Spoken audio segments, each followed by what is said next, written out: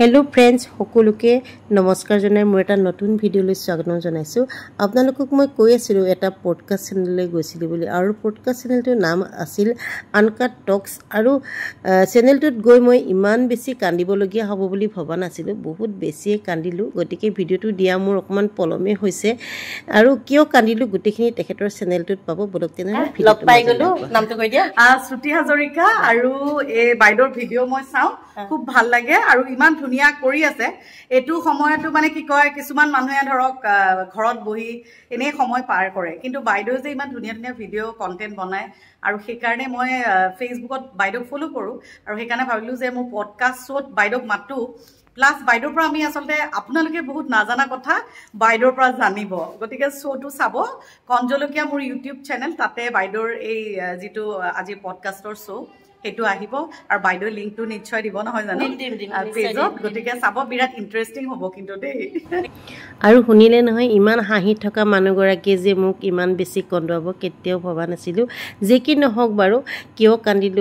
কিয় কান্দিবলগীয়া হল গুটেখিনি তেখেতৰ চেনেলটোত পাব তেখেতৰ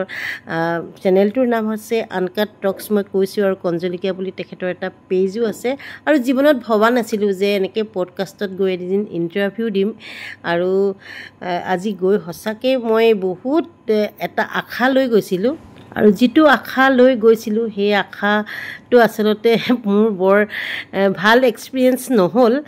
যে কি নহওক বাৰু তথাপিতো যে মই এটা পডকাষ্টত গৈ ইন্টাৰভিউ দিব পাৰিলো হেতু কাৰণে মোৰ বহুত ভাল লাগিছে মনটো আৰু আগতেও মই কেইবাটাও চেনেলত ইন্টাৰভিউ দিছিলো তাৰ পাছত আৰু ইন্টাৰভিউ নিদিও বুলি ভাবিছিলো কেইবাটাও চেনেলে এতিয়াও মোক মাতি আছে মই সময় দিব পৰা নাই আৰু তেখেতে হেদিনাখন মোক ফোন কৰিলে প্ৰথমতে মেসেঞ্জাৰতে নাম্বাৰটো ললে দেই লোৱা পাছতে ফোন কৰিলে ফোন কৰা পাছতে মই মানুহগৰাকী দেখি খুব ইমপ্ৰেছিভ হৈ গলো মানে খুব মানে আকৰ্ষণ আহি গল মানুহগৰাকীৰ প্ৰতি আৰু মই যাম বুলি কথা দিলো তেখেতৰ নাম হৈছে শ্ৰুতি হাজৰিকা আৰু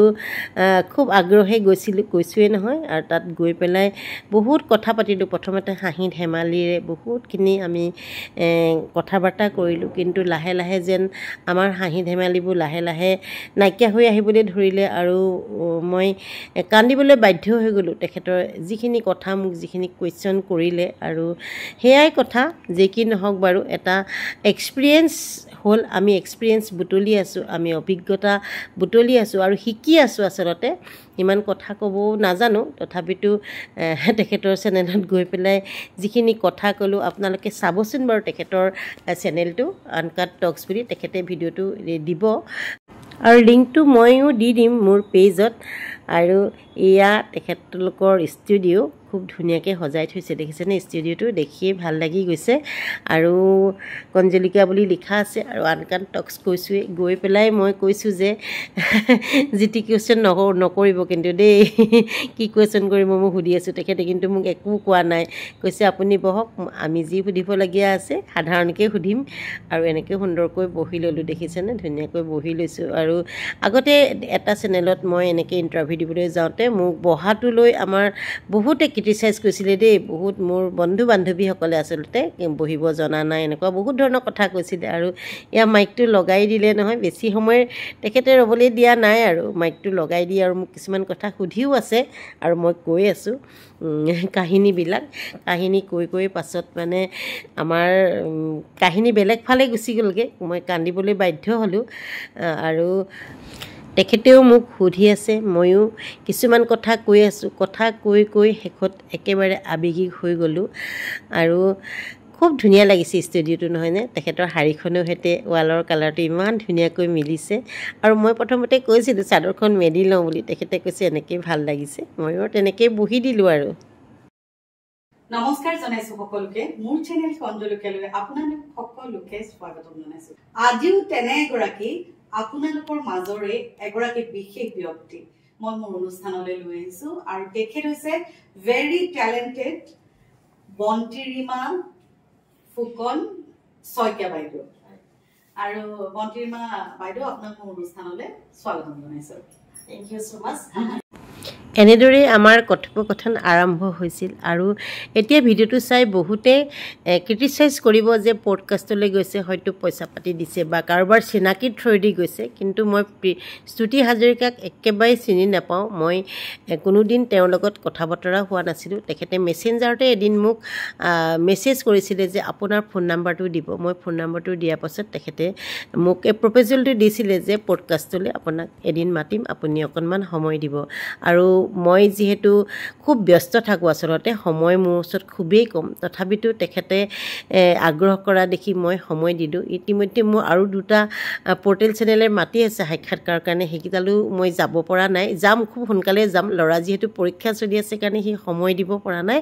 যাম সোনকালে আৰু এনেকৈ আমি যেতিয়া গৈ পেলাই কোনোবা এটা ষ্টুডিঅ'ত ইণ্টাৰভিউ এটা দি থৈ আহোঁ আৰু বহুত নজনা কথা জানিব পাৰোঁ আৰু মোৰ কি ভুল হ'ল মই পাছত গম পাওঁ আৰু মোৰ এই সাক্ষাৎকাৰটোতো চাগে বহুত ভুল হৈছে আপোনালোকে চালে গম পাব কি সুধিলে আচলতে মই একেবাৰে মানে পাহৰিয়ে গৈছোঁগৈ জানেনে তেওঁলোকে সুধি আছে আৰু উত্তৰ মই দি আছোঁ আৰু তেখেত যিহেতু এগৰাকী পাকৈত এনাউন্সাৰ বুলিয়ে কৈছোঁ আৰু তেখেতে খুব ধুনীয়াকৈ কথাখিনি সুধি আছে আৰু ময়ো যিমান পাৰোঁ ক'বলৈ চেষ্টা কৰিছোঁ যিহেতু ময়ো কথা কৈ খুবেই ভাল পাওঁ আৰু সৰুৰ পৰাই মাইক ধৰা খুব মোৰ চখ আছিলে মাইক ধৰিছিলোঁ একেবাৰে যেতিয়াৰ পৰা জনা হৈছোঁ আৰু কথাই একেবাৰে কান্দি পেলালোঁ কান্দাৰ পাছত মই কৈছোঁ যে শ্বটটো কিন্তু কাটি দিব কি ক'লোঁ মই নিজেই গম নাপাওঁ আচলতে আৱেগিক হৈ গ'লোঁ মই কৈছোঁ নহয় মোৰ মুখৰ পৰা কি ওলাইছে এতিয়া পাছতহে গম পাম আচলতে মই কিনো ক'লোঁ পডকাষ্টটোত মই ল'ৰাক কৈ আছোঁ যে মই কিবা ভুলেই কৈ থৈ আহিলোঁ নেকি যি কি নহওক বাৰু আপোনালোককো দেখুৱালোঁ কিনো হৈছিলে আৰু গোটেইখিনিতো মোৰ চেনেলটোত দিব নোৱাৰোঁ তেখেতলোকে দিব তেখেতলোকে ৰেকৰ্ডিং কৰিছিলে মোৰ কেমেৰাত অলপহে ৰেকৰ্ডিং হৈছে দেই গোটেইখিনি ৰেকৰ্ডিং হোৱা নাই অকণমান শ্বৰ্ট ৰেকৰ্ডিং হৈছে আৰু সেইখিনিয়ে কথা এনেদৰে আপোনালোকে যে মৰম দিছে এটা পডকাষ্টে মাতি নিছে মোক সেইখিনি বহুত ধন্যবাদ জনাইছোঁ স্তুতি হাজৰিকালৈ বহুত ধন্যবাদ যদিও কৈছিলোঁ এক্সপিৰিয়েঞ্চটো বহুত ভাল নহ'ল বুলি আচলতে মোৰ বহুত ভাল এক্সপিৰিয়েঞ্চ হ'ল খুব ভাল লাগিলে স্তুতি হাজৰিকা বহুত ধন্যবাদ মোক যে এনেকৈ মাতি নি পেলাই আপোনাৰ ষ্টুডিঅ'ত বহুৱাই ইমানখিনি সন্মান দিছে এইটো মোৰ কাৰণে বহুত বেছিয়ে ডাঙৰ সন্মান জীৱনত কেতিয়াও ভবা নাছিলোঁ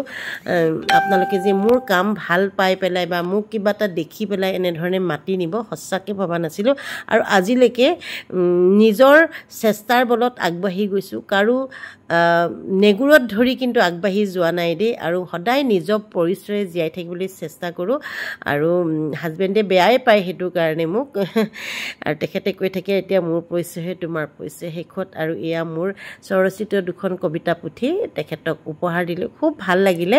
আজি ভিডিঅ'টো ইমানেই আছিলে আপোনালোকৰ ভিডিঅ'টো চাই কেনেকুৱা লাগিলে জনাব যদি ভাল লাগিছে লাইক কমেণ্ট কৰি দিব আজিলৈ এৰিছোঁ ধন্যবাদ বাই লাভ ইউ অল